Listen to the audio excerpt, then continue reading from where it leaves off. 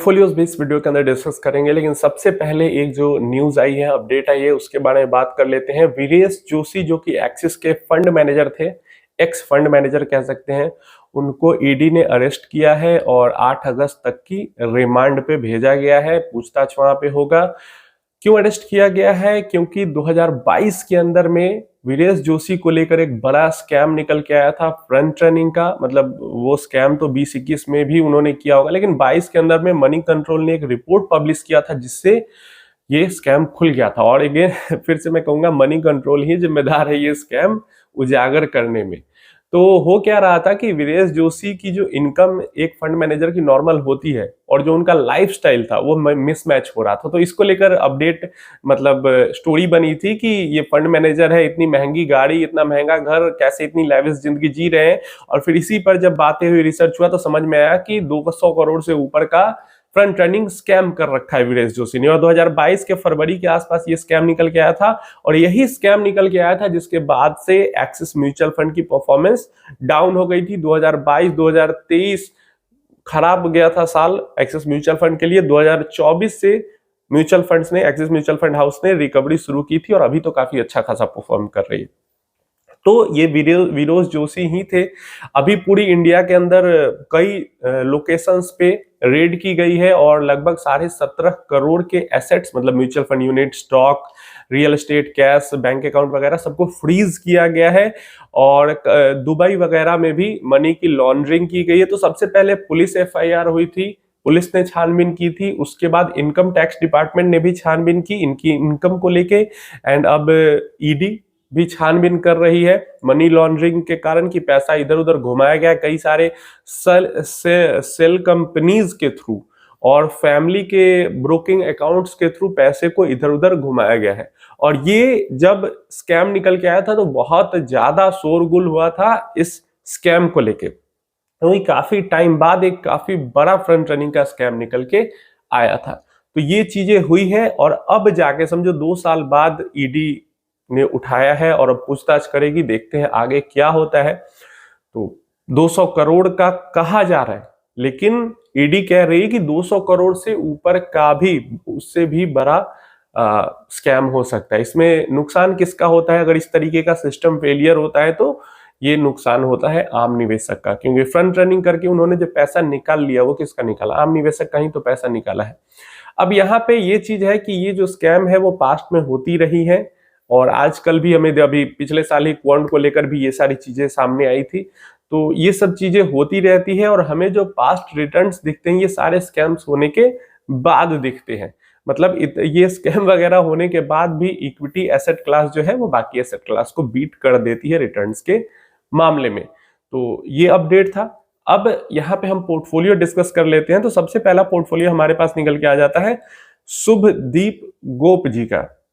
यहाँ पे again sir please portfolio 15,000 SIP and 4 lakh lump sum investment portfolio for next 25 years, my retirement and child marriage और मतलब बच्चों का फ्यूचर सिक्योर करना है और अपना फ्यूचर सिक्योर करना है।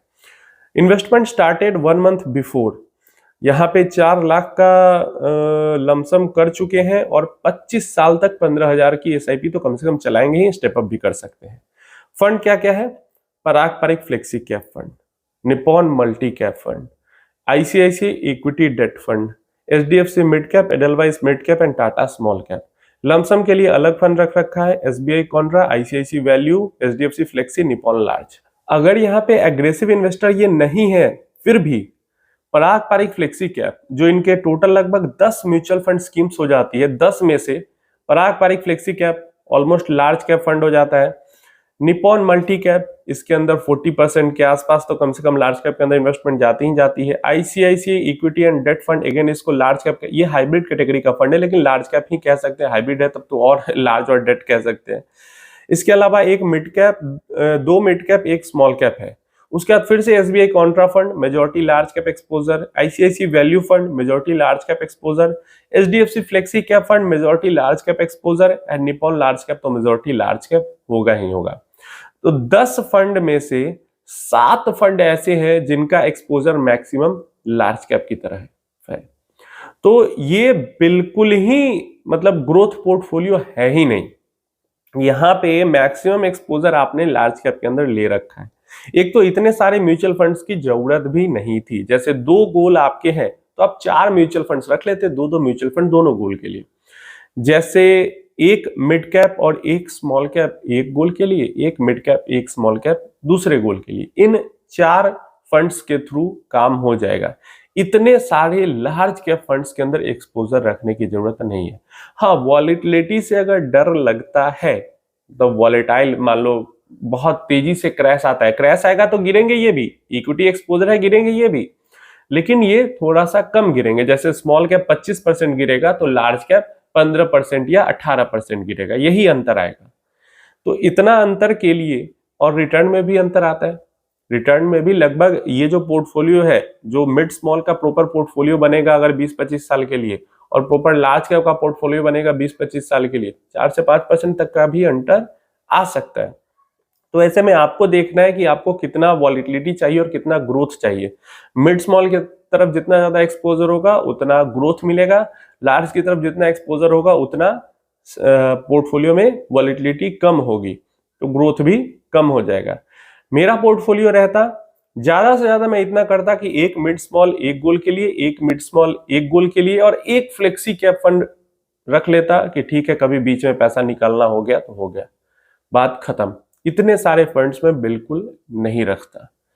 तो ये डिसीजन आपके ऊपर है। मेरे ओपिनियन में तो बिल्कुल 25 साल के लिए पोर्टफोलियो बनाना है तो वॉलेटिलिटी से डरने की क्या ही जरूरत है। मतलब ये बहुत ज्यादा हैवी, लार्ज कैप के अंदर बहुत हैवी एक्सपोजर हो गया। उम्मीद है एक्सपोजर को ठीक करें आप। दूसरा हमारे पास आ जाता है, सर मेरा पोर्टफोलियो रिव्यू कर दीजिए ना, मैं एग्रेसिव इन्वेस्टर हूँ। अगेन 20 से 25 साल का गोल भी है और ये तो कह भी रहे हैं एग्रेसिव इन्वेस्टर हूँ। अब इनके जो फंड्स हैं, ICICI prudential Nifty 50 index fund, 25 साल के लिए आप 20 से 25 साल के लिए इन्वेस्टमेंट कर रहे हैं, लिख भी रहे हैं कि एग्रेसिव इन्वेस्टर हूं, और पहला ही फंड निफ्टी 50 इंडेक्स फंड हो जा रहा है। नहीं, ये सही नहीं है। सेकंड पारंपरिक flexi cap fund, again large cap, ICICI prudential large cap, again large cap, 3 तो ऊपर लार्ज कैप फंड ही ले रखे हैं। उसके बाद एक मिड कैप है, एक और मिड कैप हो जाता है, एचडीएफसी भी निपॉन भी दोनों मिड कैप हो जाता है, SBI small cap, HDFC small cap, Nippon small cap, quant small cap, axis small cap, again axis large cap भी रख लिया है। तो 4 लार्ज कैप फंड रख लिए हैं आपने, एग्रेसिव इन्वेस्टर होने के बावजूद इतने सारे मिड कैप स्मॉल कैप रख लिए हैं। SIP 21,500 मंथली चल रहा है। पोर्टफोलियो अगर चेंज करना है तो बोलिएगा। वेल्थ क्रिएशन के लिए फंड है ये सारा। देखिए, एग्रेसिव इन्वेस्टर भी आप अपने आप को कह रहे हैं, 20 से 25 साल का समय भी बता रहे हैं, और मैक्सिमम वेल्थ क्रिएट भी करना चाह रहे हैं, तो बिल्कुल भी ऐसा पोर्टफोलियो नहीं होना चाहिए। सबसे पहले तो जितने भी ये लार्ज कैप फंड्स है, निफ्टी 50 इंडेक्स फंड, ये सब हट जाएगा। जो पारंपरिक फ्लेक्सी कैप फंड है, अगर थोड़ी सी भी चाहिए कि थोड़ा स्टेबल रहे एक फंड मेरा, तो ये फंड रह सकता है, और नहीं तो वो भी नहीं चाहिए, सिर्फ ग्रोथ ही चाहिए, तो पारंपरिक फ्लेक्सी कैप हटाकर 500 मोमेंटम 50 फंड रखा जा सकता है, निफ्टी 500 मोमेंटम 50 फंड।